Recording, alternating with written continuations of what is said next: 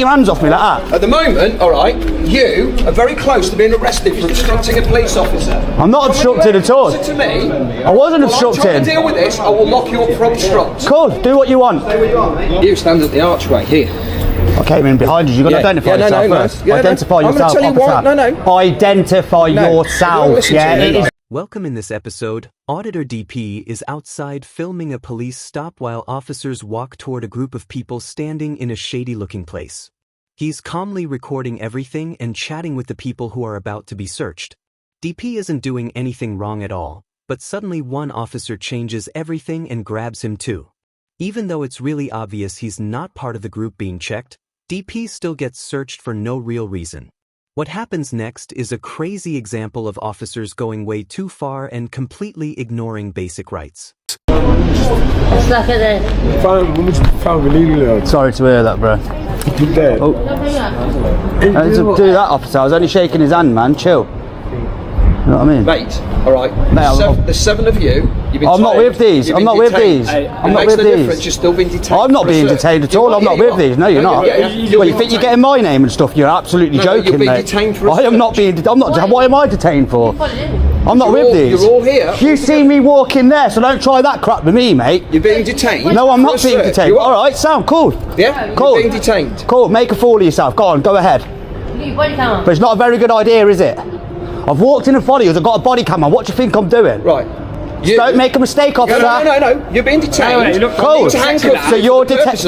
Are you going to handcuff me? I dare you to handcuff me, because that'll be what you call a civil claim, mate.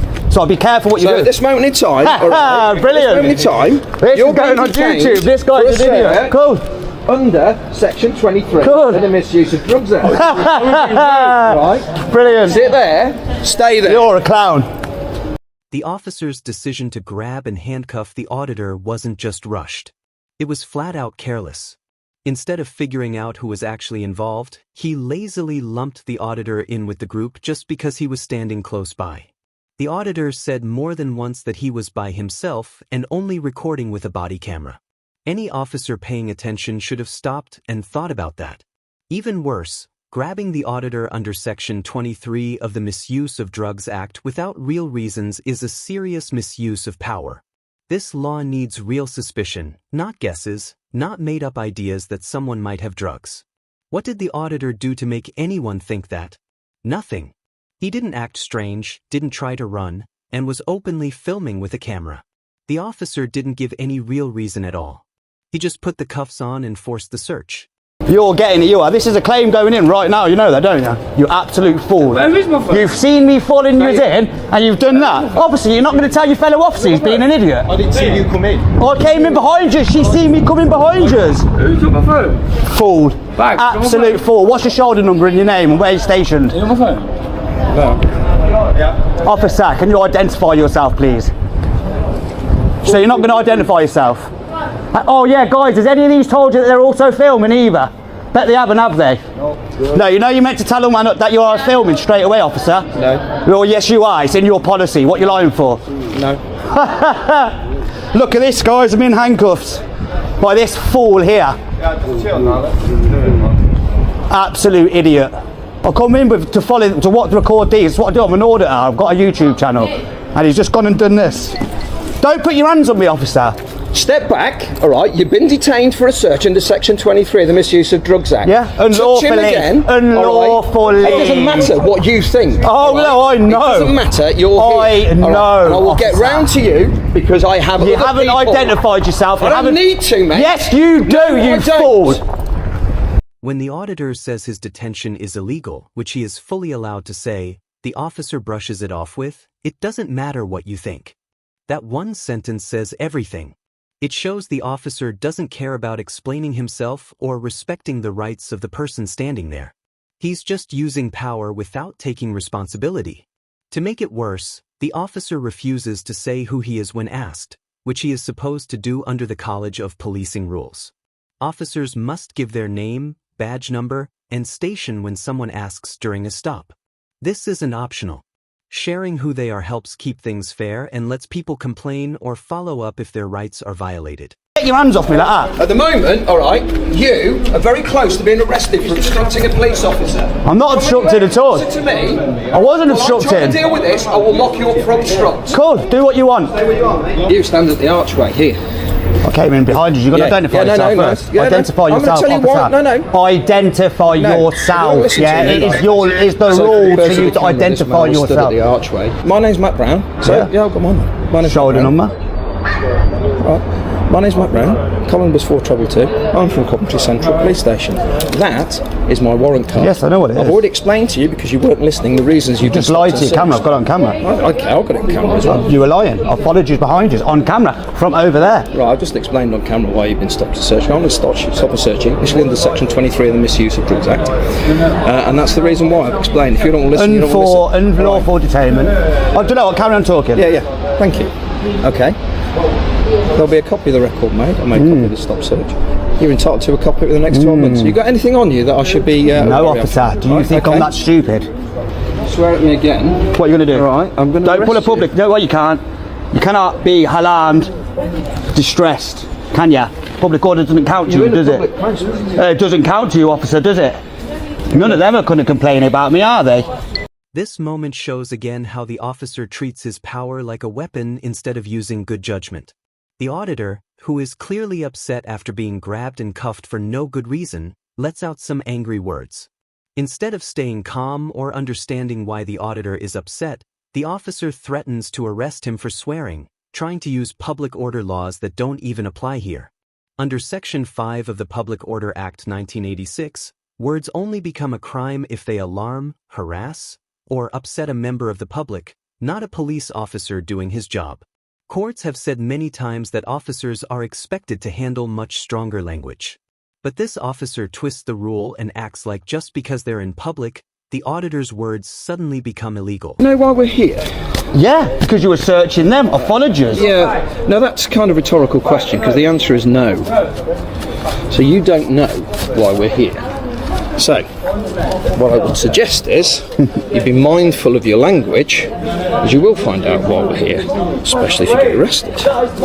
Blatant lying's not very professional, is it, officer? And why are you doing it then? No, you lying. Why are you doing it? I'm not lying at all. I stood here filming you, that was all. You're lying. You're trying to obstruct officers. Obstruct an officer. What, so I'm not allowed to stand on a path there, no? No, not while I'm searching people. I'm asked you to stay still. You wasn't searching him, he was sat there. No. They've all been detained for a search. So who's the fool? Who's the fool? Don't worry, you're going to hear from a solicitor. Count how many people You're there getting are. a civil claim against you, mate. Count how many police there are. Yeah, 3. I was stood here. Yeah. I walked there. And what did you do? What, did I obstruct you? Did I go get in the way? And officer, no, I didn't. He was sat down, you were searching him there. Yeah. No, what you were doing Lies. was using your mouth Yeah, I'm allowed to use my mouth. obstruct my searching. No, That's what you're doing. And you've been detained for a search. You were told you were detained for a search, and yet you still tried to obstruct the search. Saying the auditor was using his mouth to stop a search is a very wrong idea of what obstruction really means. Simply talking, especially from a safe distance and not getting in the way, is not obstruction at all. For it to be a real crime under Section 89 subsection 2 of the Police Act 1996, the person must intentionally block an officer from doing their job. The auditor wasn't stopping the search, wasn't blocking officers, and wasn't interfering with their work. He was filming, watching, and sharing his thoughts, which he is legally allowed to do. The officer's claim that talking alone is obstruction isn't just wrong, it's dangerous.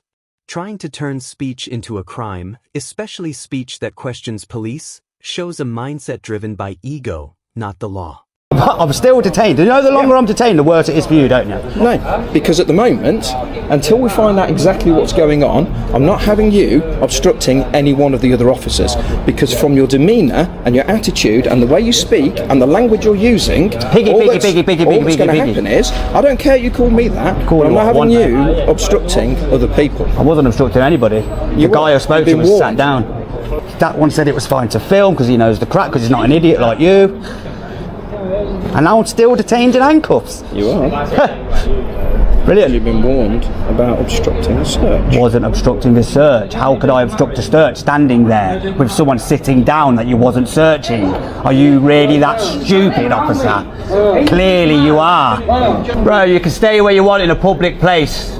Don't let them tell you any different. I'm not causing antisocial behaviour, you can't. How are they being antisocial? They were sitting down. Because there's been knife and drugs recovered. Have you proved who's it? You've not arrested anyone, have you? It makes absolutely no difference. And this is something else that you don't know about. Okay?